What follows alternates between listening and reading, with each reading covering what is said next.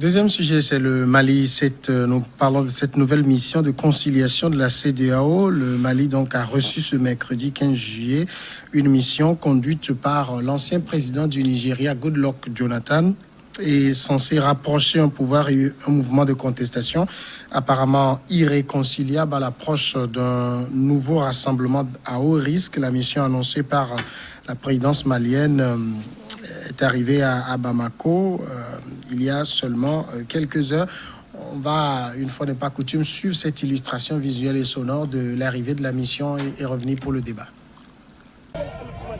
Alors qu'un calme précaire régnait mercredi à Bamako, 3 jours après les violentes manifestations qui ont entraîné la mort de 11 personnes et fait des dizaines de blessés, la CEDEAO arrive dans la capitale malienne. Après une tentative de médiation échouée, une nouvelle mission conduite par l'ancien président du Nigeria, Goodluck Jonathan, tente de désamorcer la crise politique qui secoue le pays. C'est dans une ambiance tendue que Goodluck Jonathan et sa suite vont tant bien que mal essayer de rapprocher le pouvoir de Bamako et le mouvement dit du 5 juin. Avec la bonne coopération des personnes éclairées du Mali qui veulent résoudre le problème, pas pour des intérêts personnels, mais pour l'intérêt général du pays, je pense que nous arriverons à résoudre les problèmes. Ce sont des problèmes créés par les humains, par des problèmes sur lesquels nous n'avons pas de contrôle. Donc je pense qu'on arrivera à quelque chose. Vous travaillerez avec nous et nous y arriverons.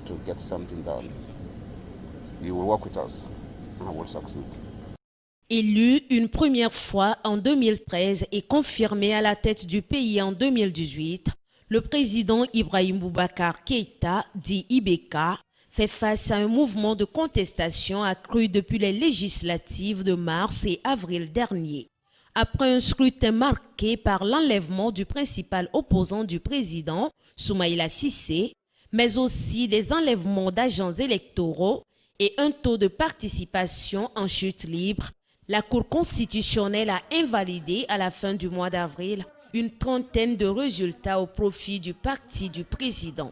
La colère s'est transformée en une manifestation de masse, agrégeant les frustrations. Depuis, une improbable coalition s'est constituée, le M5, Rassemblement des forces patriotiques, pour appeler à la démission du président Ibrahim Boubacar Keïta et à la désobéissance civile.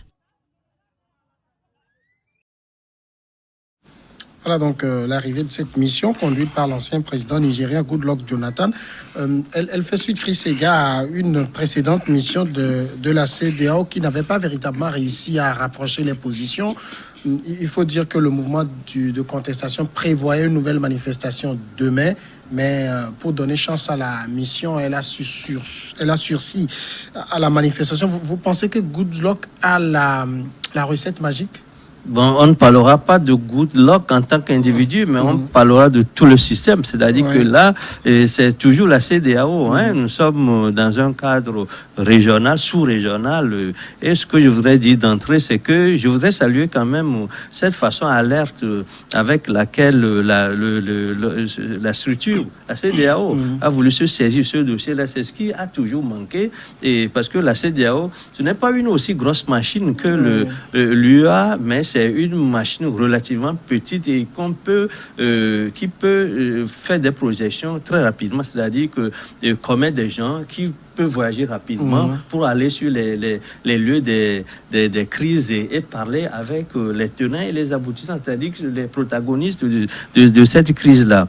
Et je voudrais dire par ailleurs que nous avons vu malheureusement des images qui nous sont si familières, en tout cas en tant que Togolais, et des images que nous ne voulons pas voir se répéter dans d'autres pays, parce que vous savez, il y a plusieurs plaies ouvertes en ce moment en Afrique, notamment au Mali, au Burkina Faso, au Niger, etc., des plaies qui ne permettent pas à ceux qui veulent s'atteler au développement de vaquer à leurs préoccupations. Mais ce qu'on voudrait dire, c'est que et ce n'est pas Goodluck ou Jonathan qui va régler la crise, mais il faut que les Maliens eux-mêmes se disent que si le Mali doit être à feu à sang, ça ne peut dépendre que d'eux. Si le Mali doit retrouver la paix pour s'occuper de l'économie, ça ne peut dépendre que d'eux.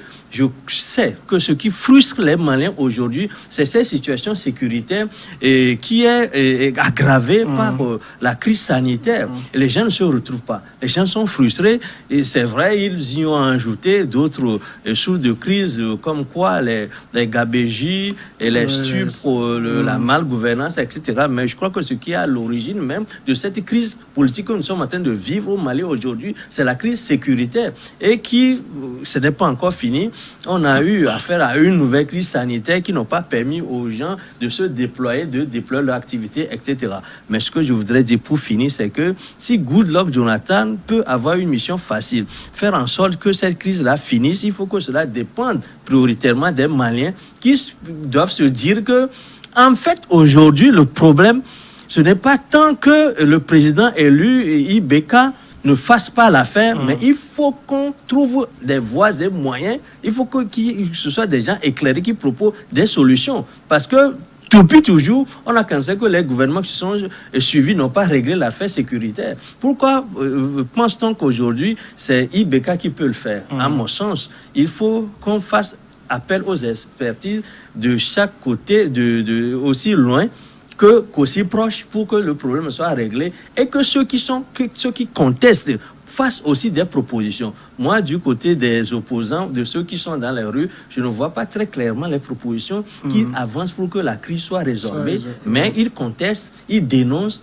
mais encore que ces dénonciations-là soient assorties de propositions claires, qui soit praticable pour que le Mali sorte de cette crise. Alors aujourd'hui, la principale tâche de Ibeka sera aussi de rapprocher les positions qui sont vraiment très tranchées aujourd'hui. D'un côté, on réclame purement et simplement la démission du président. Le président lui-même a fait beaucoup de concessions que les contestataires n'acceptent pas encore. Oui, moi je crois que j'ai suivi tout à l'heure religieusement le confrère Chris qui parle donc d'une CEDEAO en arrêt. Moi je vois pas les choses de cette manière-là, parce que on a souvent reproché à cette institution d'être un médecin après la mort, et sur pratiquement sur les théâtres politiques, les crises que nous voyons ici et là en Afrique, on remarque que la CEDEAO ne vient que lorsque le peuple demande le départ du président. Et c'est pratiquement le même schéma que nous voyons ici au Mali. Et j'aurais bien voulu que cette CEDEAO soit en alerte au moment où l'opposition formulait des revendications. En réalité, au niveau donc de l'opposition, des contestations du régime de Ibeka, ils ont quand même une plateforme revendicative que le président doit quand même du moins s'observer. Mais depuis là, on a vu que Ibeka n'a fait que de dilatoire, et les gens sont sortis dans les rues. Ils ont presque placardé les revendications et demandent aujourd'hui le départ de Ibeka. Maintenant, s'il faut revenir du moins à la situation et à l'arrivée donc de la CEDEAO, vous savez, Goodluck Jonathan, c'est un homme du devoir, c'est un président démocrate. Et moi, je suis un peu gêné qu'il se retrouve sur un terrain où il ne peut véritablement rien faire. Parce que les positions sont aujourd'hui irréconciliables, si on peut le dire ainsi. Voyez-vous, du moins, c'est les manifestants où l'opposition dénonce une faillite donc, du système sécuritaire. Et l'opposition qui est sortie donc, dans les rues pour manifester, en quelques jours de manifestation, aujourd'hui, nous avons déjà 11 morts. Et près de 200 blessés. Voilà. Et lorsque des gens qui dénoncent du moins la crise sécuritaire, et que à peine 3-4 jours dans les rues, on a déjà 11 morts, ça veut dire qu'il y a problème. Et puis au-delà, vous verrez que l'opposition a souvent dénoncé, l'opposition malienne bien sûr, a souvent dénoncé le fait qu'il n'y ait jamais d'élection dans ce pays. Et lorsque vous écoutez le maître Tal, il disait qu'il n'y a qu'un formalisme démocratique. Voyez-vous, il n'y a qu'un formalisme, ce sont ces termes, il n'y a qu'un formalisme démocratique Et après 5 ans, on va aux élections et le président est sorti Mais vous avez en même temps, sort au niveau de gagnant. la contestation, c'est aussi un conglomérat de gens qui, pour la plupart, ont participé à la gestion d'Ibeka du pays. Justement, c'est là où ça devient un peu sérieux, c'est là où ça devient un peu intéressant. Parce que si ceux qui étaient avec Ibeka aujourd'hui dénoncent le système, ça veut dire qu'en réalité, ils en ont marre.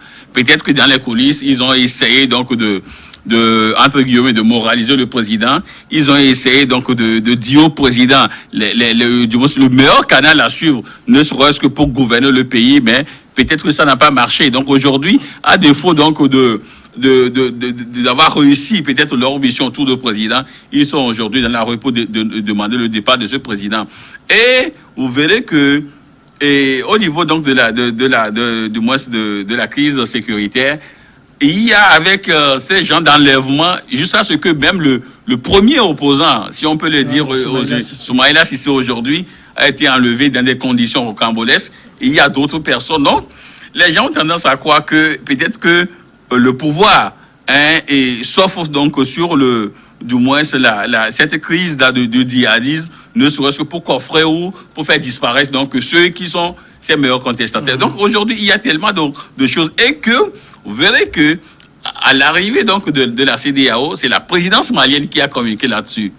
Ça c'est également un élément à scruter parce que la présidence donc malienne se sentant aujourd'hui en difficulté, c'est qu'il y a le syndicat des chefs d'État qui arrive et qui sera protégé. Il a annoncé. Donc voilà, il y a tellement d'éléments aujourd'hui qui font que je vois Goodluck réussir sa mission parce que les positions sont tellement tranchées. Peut-être que la formule est la meilleure ou la toujours, cette formule-là qu'utilise la CEDEAO, c'est qu'on va demander aux gens d'aller aux élections. Ce serait peut-être c'est la panacée. Ils demandent aux gens d'aller aux élections et après on revient à la case de départ. Alors, il y a quand même une chose qui doit être peut-être claire, c'est que la CEDEAO ne s'alignera jamais sur les revendications de départ du président. C'est antidémocratique. Absolument. Si vous étiez à la place de la CEDEAO, qu'allez vous dire? Parce que mon confrère semblait dire tout à l'heure que, le président Goodluck Jonathan est arrivé pour la messe de Requiem. Moi, je me dis que si il n'y a pas ces offices-là, qu'est-ce qu'il faut faire? Parce que voilà la situation qui prévaut aujourd'hui au Mali. Qu'est-ce qu'il faut faire? Les gens, pour jouer aux sapeurs-pompiers, on a besoin de ces gens-là. Ils disent, par exemple, que c'est l'arrivée qui est-ce qui a communiqué sur l'arrivée? Que c'est la présidence malienne. A communiqué sur, peut-être pour anticiper, dire que voilà, et elle est en train de se démener pour trouver une issue favorable à cette crise-là. Mais c'est vrai que cela arrive ainsi. Mais vous savez, lorsqu'au départ du feu, il faut laisser quand même l'initiative à ceux aux acteurs à l'interne pour faire une approche du sujet. On ne peut pas chaque fois demander à la CEDEAO d'intervenir chaque fois qu'il y a une petite crise, etc., alors qu'il y a à l'intérieur même des pays, les gens qui peuvent faire des approches, qui sont des autochtones, des gens qui sont les premiers concernés. Je crois que c'est seulement quand ils auraient été dépassés par les événements que peut-être on peut faire la main à ces structures supranationales. Mais généralement, ceux qui jouent ces rôles-là, c'est souvent les leaders religieux, mais ce mouvement de contestation est conduit par un leader religieux. Je crois que quelque part, c'est ce qui se passe, par exemple, au Togo, qui se passe en République RC du Congo, etc. Vous voyez que ceux qui ont une certaine autorité morale, qui peuvent intervenir pour mettre à équidistance les acteurs de la crise, ceux-là deviennent souvent des acteurs de cette même crise. À qui faut-il faire donc appel lorsque le pays est au bord des précipices? Je crois qu'il n'y a que la CEDEAO qui est censée être une organisation supranationale qui, en principe, n'est pas censée prendre parti pour tel ou tel acteur de la crise. Mais aujourd'hui, lorsque la casse malienne brûle, il n'y a que ceux qui viennent de l'intérieur qui, en principe, n'ont pas un intérêt immédiat dans cette crise-là. Il n'y a que ceux-là qu'on peut appeler pour tenter quelque chose. Mais on ne peut pas non plus les appeler qui sont venus pour servir la messe de Requiem ou bien sont du côté des gouverneurs, etc. Mais de toute façon, si la solution qu'ils proposent, comme ça a été le cas, par exemple, au Burkina Faso, la CEDEAO était arrivé, pourtant, Blaise Compaoré a été dégoûté parce que le peuple n'a pas voulu Le peuple a sa responsabilité vis-à-vis de ces crises-là. Le dernier mot, à mon sens, reviendra toujours au peuple. Parce que lorsque Goodluck Jonathan viendrait, il fera ce qu'il pourrait pour éteindre le feu. Mais les derniers acteurs, et ces gens-là qui sont à même de prendre leur destin en main, c'est les Burkinabés. La CEDEAO fera ce qu'elle pourra. Mais je crois que la CEDEAO jouera son rôle. Les acteurs qui sont impliqués dans cette crise-là joueront chacun leur rôle. C'est pourquoi j'ai dit tout à l'heure, ceux qui sont dans la rue, qu'est-ce qu'ils proposent concrètement en dehors du fait qu'il faut que le président parte et qu'on ait une totale vacuité à la tête de l'État? Qu'est-ce qu'ils proposent comme remplacement? Je crois qu'il ne suffit pas seulement de dénoncer, mais aussi d'aller à la construction d'une solution ou bien d'un mécanisme qui permette le retour à la paix. C'est ce que je demande, moi, par exemple, à ces acteurs de l'opposition qui sont dans la rue. Qu'est-ce qu'ils proposent aujourd'hui concrètement? Avec qui voudraient-ils remplacer IBK? Ou bien est-ce que c'est la solution constitutionnelle, c'est-à-dire IBK sera remplacé par le président peut-être de l'Assemblée, une assemblée dont il demande aussi la démission de cette assemblée, la démission de l'ensemble de la Cour constitutionnelle. Moi, je ne vois pas la solution. Non, moi je crois que les gens ne se lèvent pas un beau matin, ne serait-ce que pour remplir les rues et demander le départ du président. En amont, il y a quand même des choses qui ont été dites que le président n'a pas observées. Et tout à l'heure, quand Chris citait le Burkina Faso, je vous dis que le Burkina Faso aurait accepté la mission de la CEDEAO à l'époque qu'aujourd'hui le président Compaoré serait encore au pouvoir. Ça, c'est une évidence. Et vous verrez que... Vous pensez que c'est des missions qui visent plutôt à sauver les fauteuils? Vous savez, la CEDEAO des peuples n'a jamais existé. Il n'y a que la CEDEAO des présidents. Vous voyez, c'est un syndicat, donc c'est un conglomérat donc, de présidents et qui viennent au pouvoir avec les manières dont nous connaissons également, les méthodes et tout ça, et qui se soutient infailliblement. Aujourd'hui, au niveau donc, si on peut faire peut-être rappeler l'histoire, vous avez vu ce qui s'est passé au Togo en 2017 et tout ça. Et le monsieur qui était le médiateur dans la crise togolaise, au moment où les Togolais disaient qu'il ne faudrait plus qu'il y ait un 3e mandat ou un 4e mandat pour le président, c'est le même monsieur qui est venu en médiation ici, qui est parti donc en Guinée et Conakry, qui est retourné dans son pays, qui modifie la constitution et qui veut briguer donc un 3e mandat. Je parle donc du professeur Alpha Condé. Donc vous verrez qu'aujourd'hui, c'est un syndicat, tel que lui-même il a dit, c'est un syndicat de chefs d'État qui se soutiennent infailliblement. Le Burkina Faso aurait commis l'erreur là, peut-être d'accepter la CEDEAO, que Blaise Compaoré serait encore là aujourd'hui. Donc, la CEDEAO des peuples n'a jamais existé. C'est la CEDEAO des présidents qui est là et qui se soutient. La CEDEAO des peuples ne signifie pas une organisation qui accepte toutes les revendications, j'allais dire, abracadabrantesques. Non, quand je parle de la CEDEAO des peuples, je parle donc de ce peuple-là qui veut véritablement, c'est-à-dire ce peuple-là souverain qui donne mandat donc aux gouvernants donc d'agir à leur nom. Et à un moment donné, quand ils découvrent que la mission que nous avons confiée donc à ceux que nous appelons dirigeants, cette mission-là n'est pas peut-être exécutée dans les règles de l'art, ce peuple-là étant souverain peut demander à ce que on puisse les remplacer. Maintenant, on me dira qu'il faudrait quand même qu'on aille aux élections. Mais d'accord, mais avant d'arriver aux élections, si la personne se comporte déjà comme empereur, ce peuple-là garde toujours sa souveraineté pour demander le départ du président. C'est ce que nous voyons donc aujourd'hui au Mali, où les gens ne sont pas dans la rue parce qu'il faut être dans la rue, mais les gens sont ils en ont marre en fait de la gouvernance et veulent quand même que les choses se de faire miroiter au peuple démission du président. On fait du président, j'allais dire le centre de tous les maux du Mali. Mais et après? Oui, et après, je pense qu'au niveau donc, des leaders de l'opposition... Il ne propose rien, c'est ce que disait Chris Egard. On a une plateforme de revendication, dissolution de l'Assemblée, départ du président, dissolution de la Cour constitutionnelle, patati patata. Mais Et après? Et après, on ira peut-être aux élections et le meilleur mais qui va conduire le pays aux élections à ce moment-là? En ce moment, si le président n'est pas là, il y aura d'autres structures. Mais c'est ce que nous disons qu'il faut qu'en même temps, on parle de ces structures-là, parce que ceux qui demandent cette totale vacuité-là nous proposent en même temps, lorsque ces gens-là seraient partis, avec qui les remplace-t-il? Il y a déjà un leader religieux donc, au niveau donc, du mouvement qui dit que lui n'est pas là pour du moins pour prendre le fauteuil présidentiel. Il peut également le faire. Non, lui-même il s'est déjà dit qu'il n'est pas de cette aventure. Oui, il peut conduire la structure. Non, il n'a pas dit. De toute façon, c'est bien qu'il ne l'ait pas dit, parce qu'il vaudrait mieux que ce soit d'autres personnes qui disent que lui peut faire l'affaire. Il ne va pas se dire, voilà, il faut que Ibeka parte, et qui est-ce qui va remplacer Ibeka? Que c'est moi. Écoutez, il ne peut pas le faire ainsi. Et je crois que peut-être qu'il a des velléités dans ce sens-là, mais il voudrait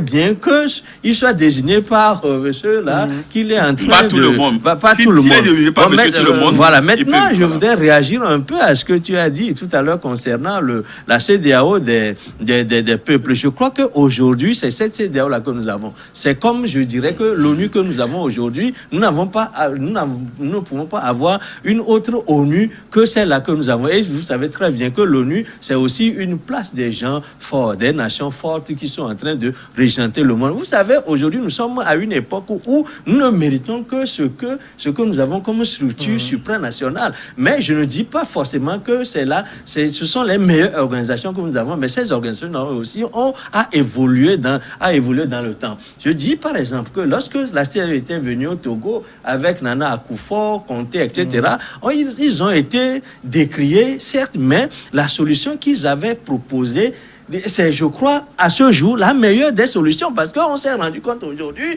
ils ont fait du travail. C'est vrai qu'ils ont été soupçonnés de jouer, de rouler pour le Fort Nyasing, etc. Mais on s'est rendu compte après que la solution qu'ils ont essayé de mettre en place est à ce jour la meilleure solution, puisque ça avait permis quand même à l'opposition d'avoir un certain nombre d'atouts et qui n'ont pas été exploités. Ça, c'est une parenthèse que je fais. Mais vous savez, nous pouvons avoir lorsque on parle de la CEDEAO qui est créée par les chefs d'État, il faut du temps quand même pour que cette CEDEAO-là descende au niveau des peuples, pour que les peuples se l'approprient. Parce qu'aujourd'hui, ceux qui sont devant et qui jouent leur partition, ce sont ceux-là qui ont créé ces structures-là. Et je doute que ils donnent du blanc-seing au peuple ou bien à leurs contradicteurs de venir au pouvoir comme ça. Mais je crois que toute histoire, quelle soit l'histoire que nous vivons aujourd'hui, est amenée à progresser, à évoluer. Mais si nous jetons l'enfant avec l'eau de bain, finalement, nous n'avons plus rien. Moi, je suis un peu, pas permissif, mais indulgent vis-à-vis de ces organisations-là, qui parfois jouent des rôles. Mais ça dépend, l'appréciation, que ce soit de la gauche ou de la droite, je trouve que c'est mauvais ou c'est mal, mais il faut que nous soyons quand même assez sages parfois pour étudier ces propositions-là et dire que ce sont des gens qui parfois disent des choses qui sont censées, mais vu l'histoire qui se joue sous nos yeux, nous les apprécions mal. Moi, je suis un peu... Et je voudrais me dire que ces gens-là ont besoin d'oreilles attentives pour que nous puissions les apprécier comme il se doit, mais ne pas aller trop vite souvent en besoin pour dire que voilà, c'est une CEDEAO des chefs d'État, un syndicat, etc., et fermer la porte à toute autre réflexion sur le sujet. Au niveau du mouvement de contestation, est-ce que eux autres, ils sont prêts aussi à faire des concessions, parce qu'ils n'en donnent pas les signaux en tout cas? Prêt à faire des concessions, vous verrez que lorsque le président... On ne peut pas dire, par exemple, comme ce que dit le maître Tal, la démission est le seul mot d'ordre. C'est trop maximaliste aussi.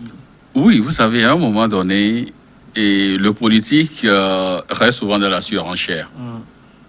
Et lorsqu'il y a... au moment des dialogues, qu'ils arrivent donc à faire des concessions.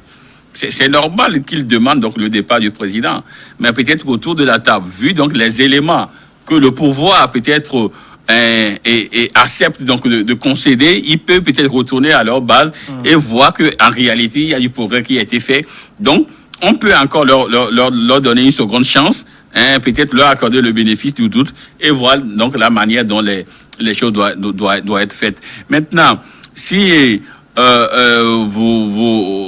au lendemain donc des échanges entre le président malien et le leader religieux qui est donc à la tête du mouvement, lorsque le leader est sorti, il a dit que le président Ibeka n'a encore rien compris.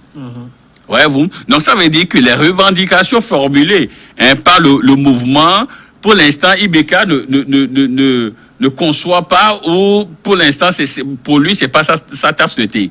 Vous voyez? Donc, quand il dit que Ibeka lui propose des postes ministériels, Ibeka lui propose donc aux contestataires du moins c'est des postes au niveau du gouvernement. Tout ça.